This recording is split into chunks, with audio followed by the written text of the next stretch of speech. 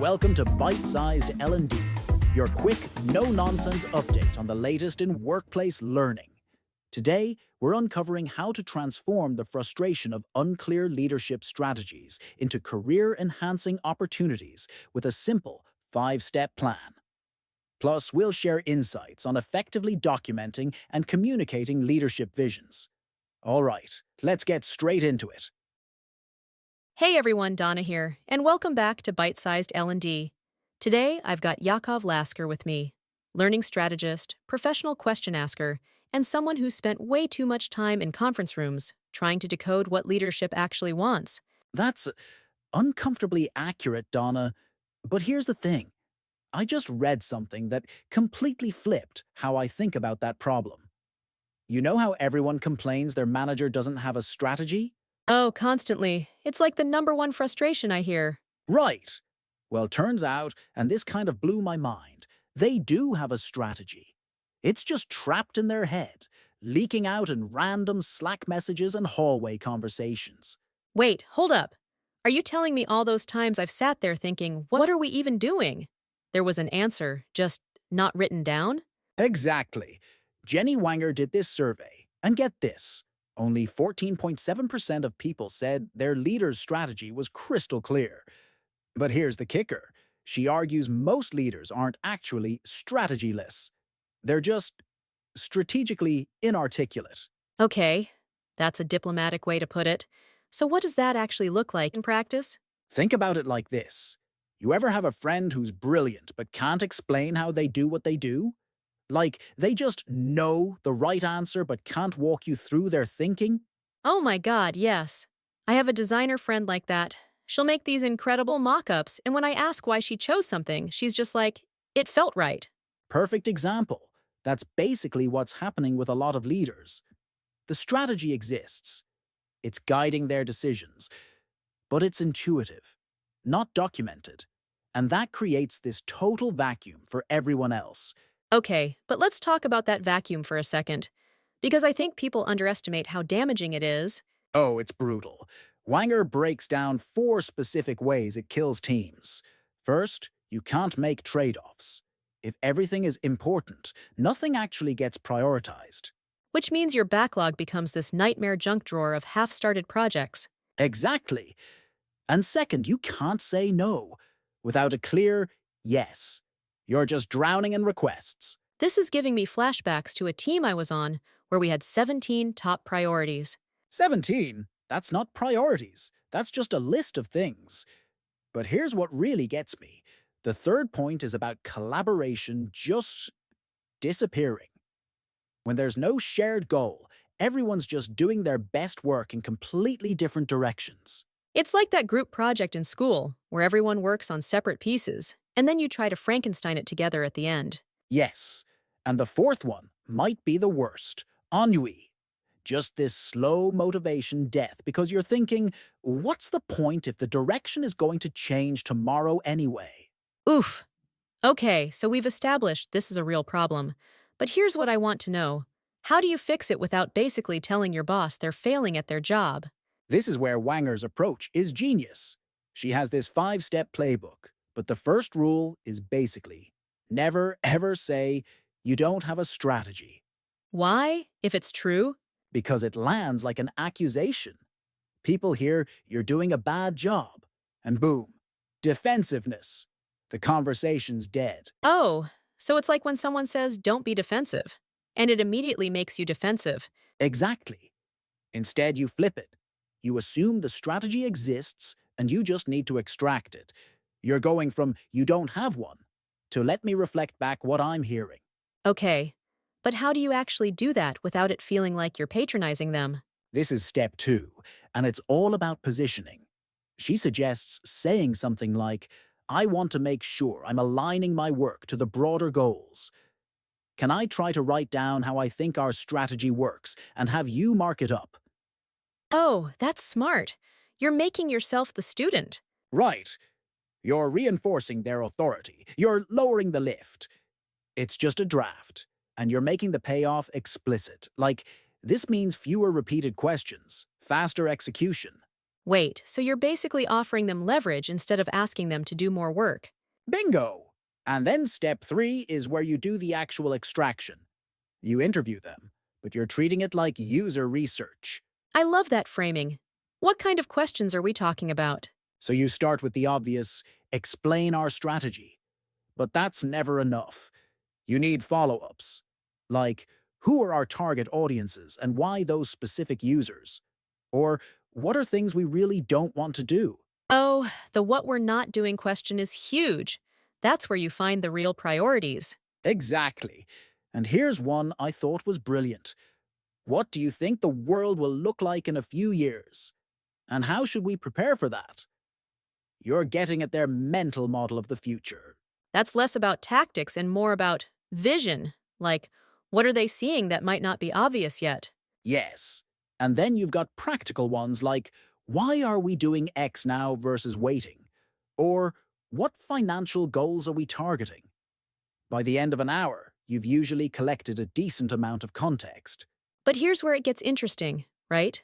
Because now you have all this raw information, but it's probably scattered and has gaps. This is step 4, and it's honestly the most important part. You write it down. You take everything they told you and turn it into a document they can react to. Okay, but what about the gaps? Because there are always gaps.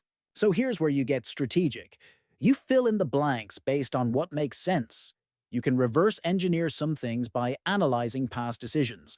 But, and this is critical, you mark those as assumptions with comments. So they know to give those parts extra scrutiny. Exactly. But here's the part that made me sit up. Wanger says this is also your moment to have extraordinary influence. You're not just transcribing, you are shaping the document that'll be communicated to the whole organization.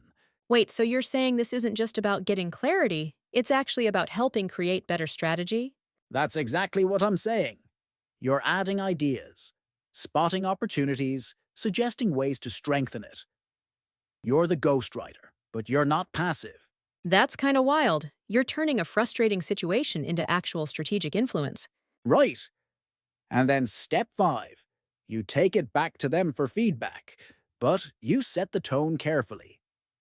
I wrote out my impression and filled in some blanks. Let's walk through it and fix where I missed things. So you're still positioning it as their strategy. Always. And here's the closing move. I'll incorporate today's edits and circulate this by end of day. If you reply, looks good, I'll create a communication plan for you to share it out. Oh, you're making it ridiculously easy for them to say yes. Exactly. You're removing friction at every step. And when they share it, they get the credit, but you make sure you get a contributing acknowledgement. Okay, but I have to push back on something here.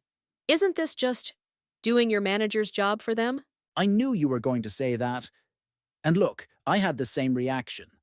But Wanger makes this point about managing up being part of the job. I mean, I get it intellectually, but it's still frustrating. Fair.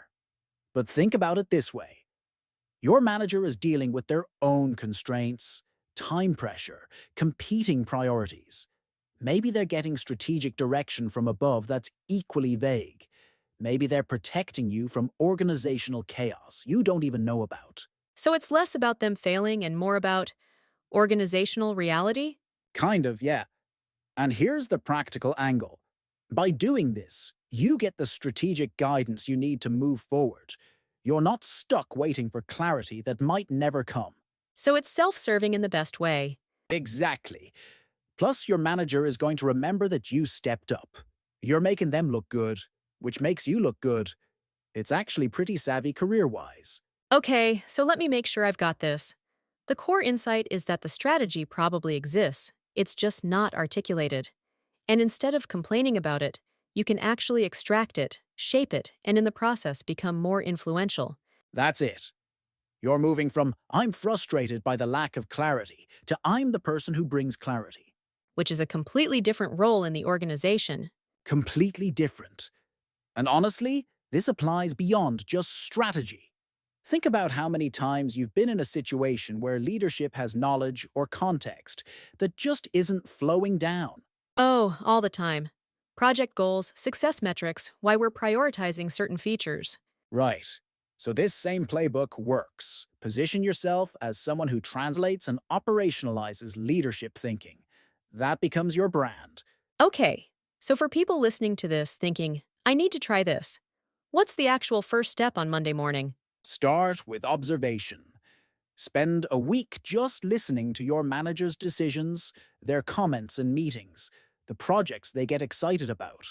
You're looking for patterns. So you're gathering data before you even approach them. Exactly.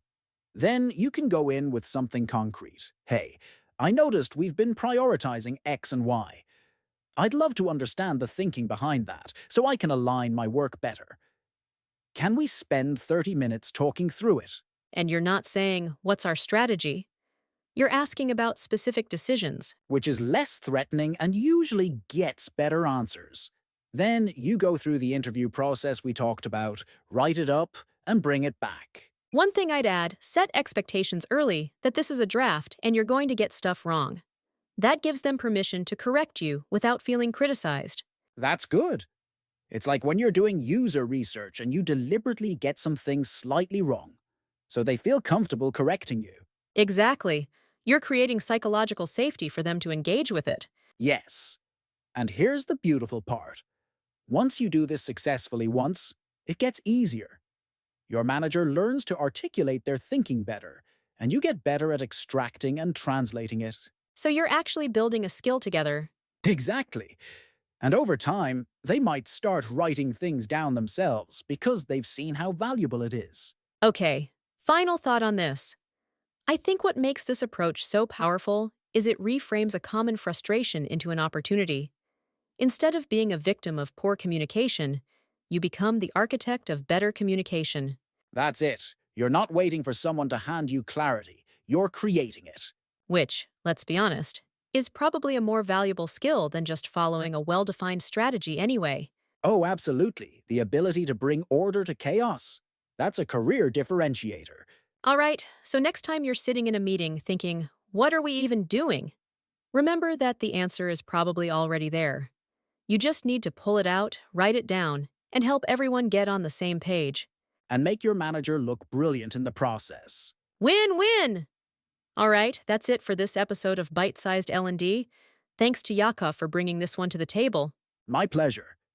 And thanks to all of you for listening. Until next time, keep learning, keep questioning, and maybe try a little strategic ghostwriting. See you next time.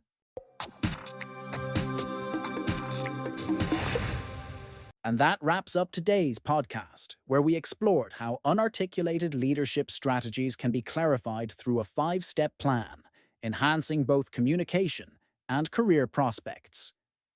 Don't forget to like, subscribe, and share this episode with your friends and colleagues so they can also stay updated on the latest news and gain powerful insights.